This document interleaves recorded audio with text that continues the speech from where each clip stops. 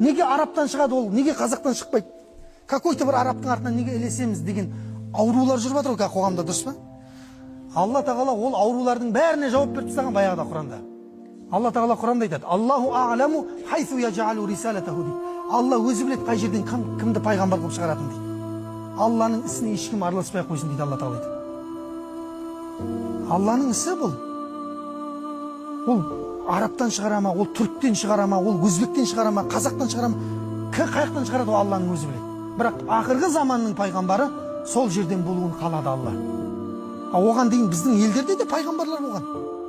Алла Құранда ешбір жерде қауымды біз пайғамбар жібермейінше азаптамаймыз дейді Алла тағала. Демек 124 мың пайғамбардың бәрі осы жерде жүрді дейсің ба, Хижазда? Жоқ, әлемнің шар тарапында өмір сүрді. Бірақ Алла бізге не істеді? Құрандағы өткенде де айтқан ең ғажап қиссаларды ғана келтірген. 25 ғана пайғамбардың қиссасы.